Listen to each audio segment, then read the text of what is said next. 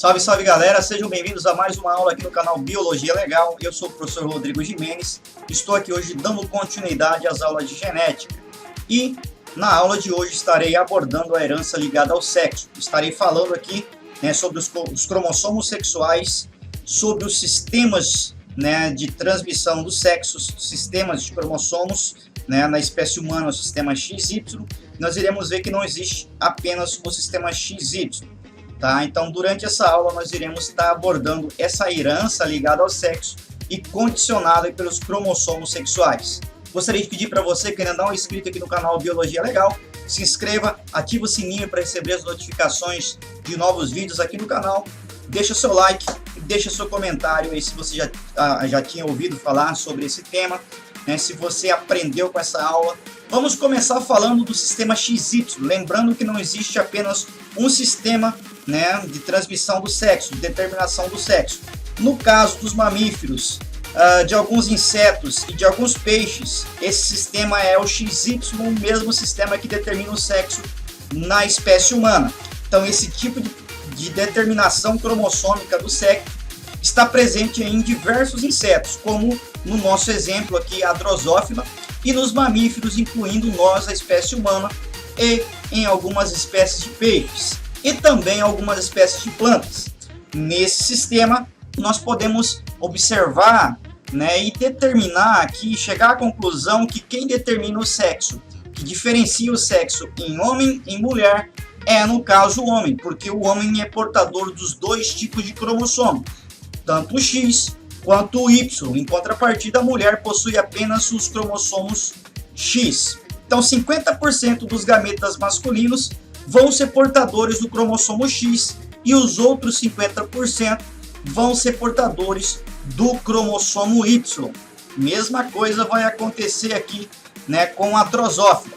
As fêmeas possuem um par de cromossomos idênticos, cromossomo X, e o macho possui um cromossomo X e um cromossomo Y, que é o sistema ZW. Nesse sistema ZW, machos e fêmeas vão diferenciar-se entre si quanto a um par de cromossomos, porém são as fêmeas que possuem um par heteromórfico, dois cromossomos sexuais diferentes.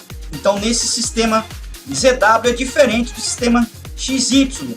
Vamos falar agora sobre a haploidia. Em insetos como abelha, formigas, o sistema de determinação do sexo é um sistema haploide-diploide. Nessas espécies, os machos vão ser haploides, ou seja, vão possuir metade da carga genética. E em contrapartida, as fêmeas vão ser diploides, vão ser 2N. Quando os machos aí se originam de óvulos não fecundados, dizemos que ocorreu aí o que nós chamamos de paternogênese. Então, nesse caso, os machos são originados aí de óvulos que não foram fecundados através do processo de paternogênese. Então, aqui eu tenho a determinação do sexo de abelhas haploides e diploides. Nesse caso, eu vou ter uma abelha rainha, que é diploide. Essa abelha rainha se acasala com um macho zangão, que é haploide.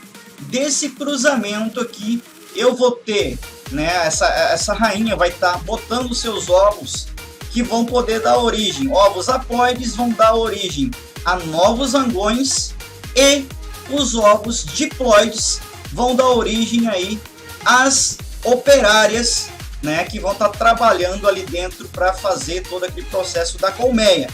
E uma dessas abelhas geralmente é escolhida e é tratada com um alimento diferenciado, para ser a próxima rainha a surgir, a ocupar o espaço da rainha que está vivendo ali. Então, se uma dessas operárias forem separadas e ser tratada com um tipo de alimento chamado de geleia real, ela vai se desenvolver mais e vai se tornar uma rainha diploide. Então, tanto operárias quanto rainhas possuem o mesmo tipo de material genético. A diferença é que a rainha vai ser tratada com um tipo de alimento diferenciado das operárias e dos zangões, que são alimentados com mel, e em contrapartida a rainha e as futuras rainhas recebem aí a famosa geleia real, tá? Então essa é a determinação haploide-diploide. Por que haploide-diploide? Porque as fêmeas vão ser diploides e os machos, todos eles, vão ser o quê? Vão ser haploides, possuir a metade da carga genética, por isso chamado de haploide-diploide ou haplodiploidia. Muito bem, agora vamos falar sobre a herança ligada ao sexo na espécie humana. Nós sabemos aí que nossas células somáticas são as células do corpo, são as células corporais, as células diploides. Elas possuem 46 cromossomos, né?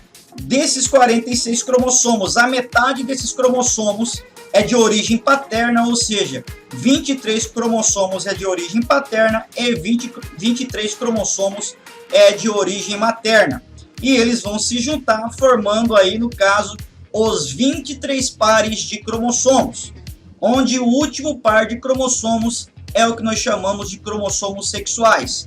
No caso aqui, esse cariótipo, eu pergunto para vocês, é de um homem ou de uma mulher? Onde que vocês têm que analisar? Você tem que analisar o último par de cromossomos. Mulher tem 2 cromossomos iguais, XX. Homem tem um cromossomo X e um cromossomo Y. Então eu posso concluir que nesse caso esse cariótipo aqui é o cariótipo de um homem, porque ele possui aqui o par 23 cromossomos heterólogos, um cromossomo X e um cromossomo Y. Então, nossas células possuem 2 tipos de cromossomos. Os cromossomos conhecidos como autossômicos, esses cromossomos autossômicos vão aí do par 1 até o par 22. Eles são responsáveis aí pelas características que não estão relacionadas ao sexo.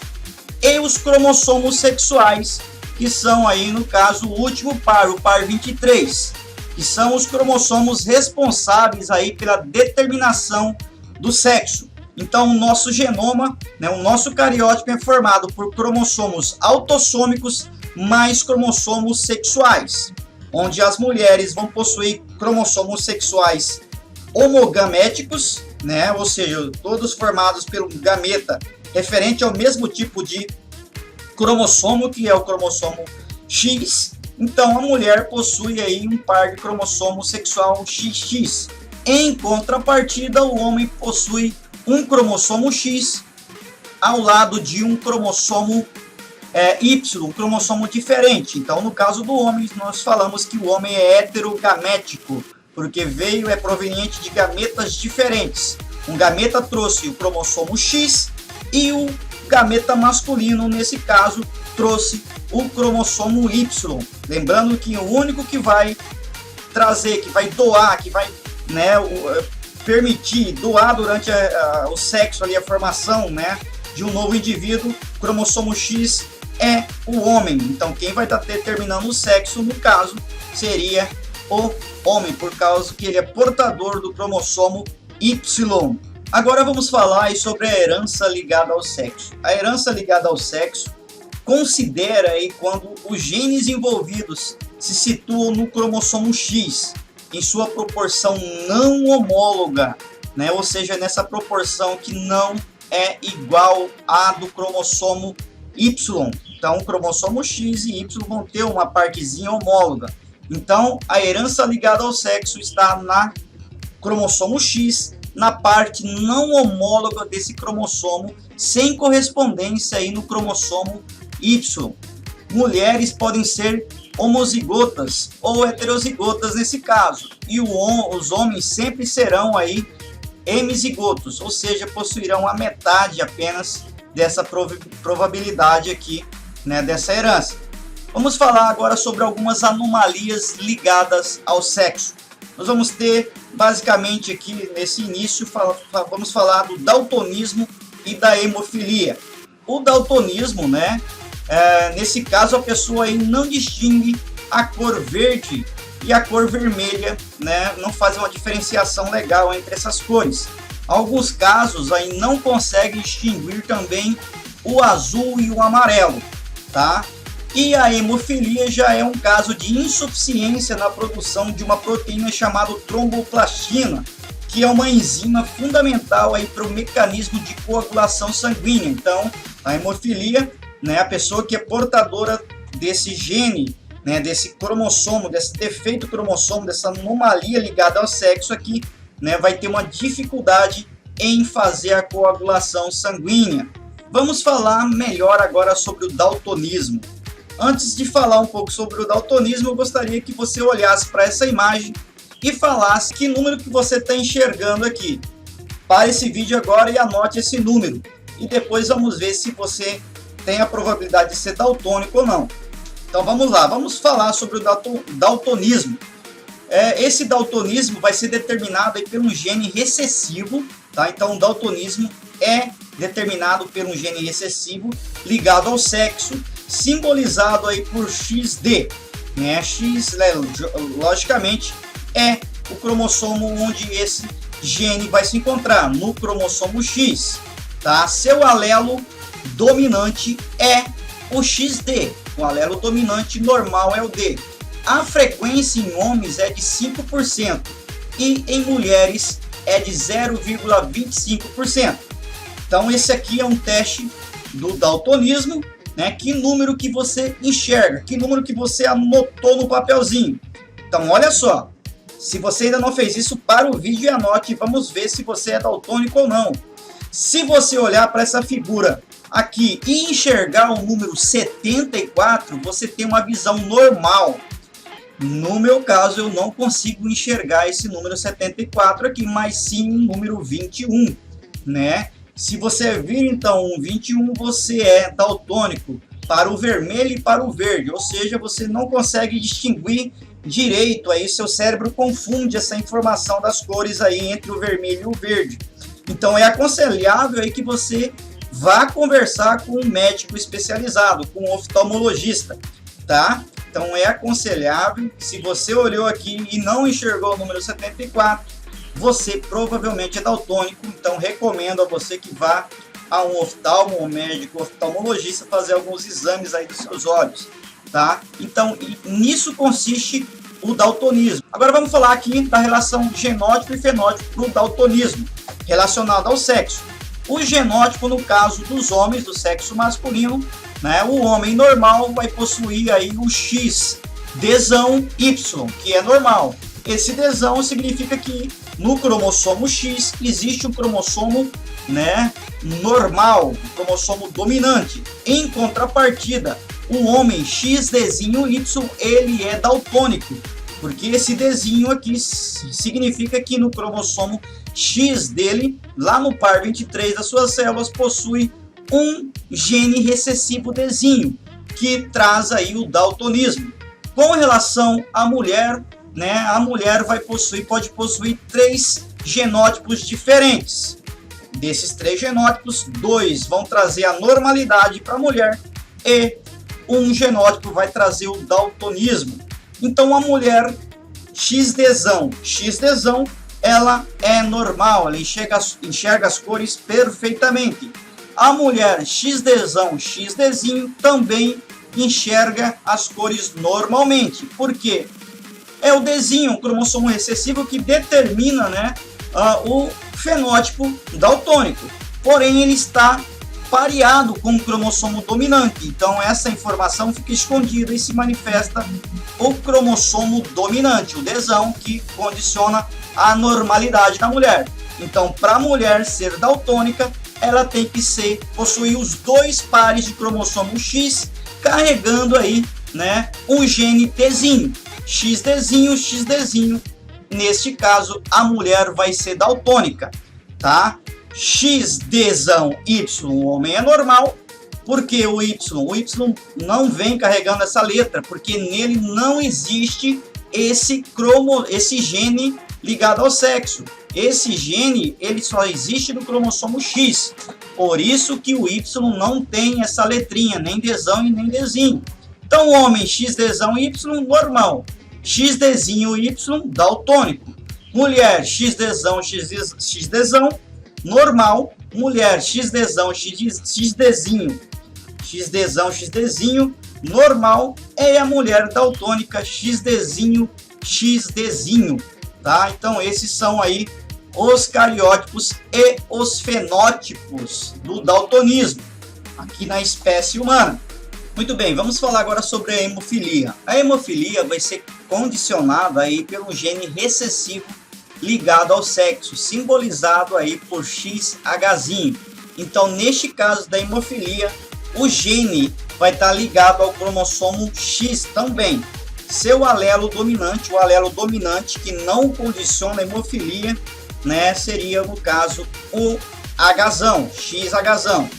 Essa hemofilia, essa doença atinge praticamente aí homens, né, e se manifesta aí por volta aí de 1 ano e meio de idade na forma de hemorragias. Há cerca de um homem hemofílico para cerca de 10 mil nascidos. Lembrando que o dia 17 de abril é o Dia Internacional da Hemofilia. Esse aqui é o genótipo, né, e os fenótipos aí para a hemofilia, que condiciona a hemofilia. No caso do sexo masculino, né, o homem normal que não é hemofílico, ele possui aqui no cromossomo X o alelo dominante Hzão. Então, o genótipo normal para o fenótipo normal é XHzão Y. É um homem que não tem hemofilia. Em contrapartida, o homem que possui no seu cromossomo X o Hzinho, né, o gene recessivo Hzinho, XHzinho, ele é hemofílico. Então, o genótipo do homem hemofílico é XHzinho Y, hemofílico. Já na mulher, o caso, nesses dois casos aqui, XHzão e XHzão, a mulher vai ser normal, não vai ser hemofílica. No outro caso, XHzão e XHzinho, também é normal.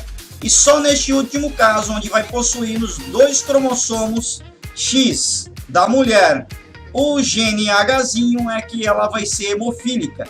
Por isso aí é menor a incidência de hemofilia nas mulheres do que nos homens. Então esse aqui é o genótipo e o fenótipo da hemofilia. Vamos falar um pouquinho sobre a herança restrita ao sexo. Vamos usar como exemplo aqui a hipertricose. Então, nesse caso da herança restrita ao sexo, acontece quando o gene envolvido vai se situar no cromossomo Y, na porção aí não homóloga ao cromossomo X. Nesse exemplo que eu estou usando, né, hipertricose, é um caso aqui de anomalia genética em que ocorre a presença de pelos grossos e longos aqui nas orelhas masculinas. Então, esses genes aqui são denominados genes holândricos, tá? Que vão estar aqui no caso do cromossomo Y, tá? Então, nesse caso, apenas homens que vão possuir esse tipo de herança restrita ao sexo. No caso anterior, onde estavam aí os genes situados no cromossomo X, pode acontecer tanto no homem quanto na mulher. Vamos falar agora sobre uma herança que é chamada de herança influenciada pelo sexo. É o caso aqui da calvície. Então, quando os genes que determinam um certo caráter se expressam melhor de acordo com o sexo do indivíduo, é um caso aí de herança influenciada pelo sexo. Nós temos como exemplo desse caso, né, a calvície, onde o gene Czão, que determina a calvície na espécie humana, vai atuar menor na presença dos hormônios do sexo masculino. Então, nós vamos ter o genótipo Czão ou Czinho, é um caso que vai determinar que o homem seja calvo. Então, um gene dominante, no caso, que determina a calvície. Em contrapartida, o homem que não tem calvície, ele possui um par de cromossomos recessivos, Czinho, o que condiciona aí normal. Já a mulher, para ser calva, ela tem que ter um par de cromossomos dominante Czão. Olha a diferença, o homem não, o homem basta ter um cromossomo Czão, ele já vai ser calvo, porque tem uma interação aí com os gametas, com os hormônios sexuais masculinos. Como as mulheres não possuem esses hormônios, né, em grande quantidade, para que a mulher seja calva, ela tem que possuir esse par de cromossomos dominante, cesão, só nesse tipo que ela vai ser calva. Já uma mulher que tiver, né, for heterozigótica, cesão, cezinho, ou cezinho, homozigota, ambos esses dois casos, a mulher vai ser normal, não vai ser calvo, seus cabelos não irão cair, tá? Então, nesse caso, por ser influenciado pelo sexo masculino, pelos hormônios do sexo masculino, nós chamamos esse tipo de herança influenciada pelo sexo. Por isso que os homens são mais calvos, possuem maior incidência de calvície aí nos homens, né, do que nas mulheres. Vamos falar um pouquinho de alguns casos de alterações cromossômicas. Vamos começar aqui pela síndrome de Turner. Lembrando que eu tenho uma aula mais aprofundada sobre alterações cromossômicas, estarei deixando nos cards. A síndrome de Turner não tem um dos cromossomos X. No caso, seu cariótipo vai ser 44 cromossomos autossômicos mais um cromossomo X. E a falta de um outro cromossomo, nesse caso, vai ser simbolizado X0. Então, no par 23, eu não tenho par. Eu tenho apenas um cromossomo X, não tenho um outro aqui, tá? E nesse caso, na síndrome de Turner, a mulher vai apresentar aí, né, um fenótipo feminino, possui ovários atrofiados e uma estrutura corporal pequena, não cresce muito, tá? E são algumas das características. Na minha outra aula está mais aprofundado, vou estar deixando aí para vocês estarem acessando essas aulas aí sobre alterações cromossômicas. Lembrando que nesse caso é uma alteração que está aí nos pares de cromossomos sexuais. Outro tipo de herança influenciada pelo sexo é a síndrome de Klinefelter. Neste caso, o par 23, eu não tenho um par, mas eu tenho sim um trio. Nesse caso, eu vou ter 2 cromossomos X e um cromossomo Y. Então, o cariótipo desta pessoa é 44AA, né, mais XXY. Nesse caso, o indivíduo aí apresenta o fenótipo masculino, tem pênis, tem testículos, né, porém esses testículos são atrofiados, possui aí um grau de deficiência mental e pequenos seios também, entre outras características peculiares, né, dessa síndrome de Klinefelter. Neste outro caso, eu tenho a síndrome do triplo X. Olha, isso aqui não é nome de filme, não. É uma síndrome. Ela é chamada de síndrome do triplo X porque esta pessoa, em vez de ter apenas um par de cromossomo X, essa mulher, ela possui um trio de cromossomo X, diferente da síndrome anterior. Então, a síndrome do triplo X ocorre em mulheres que apresentam um cromossomo X a mais, um cromossomo X extra.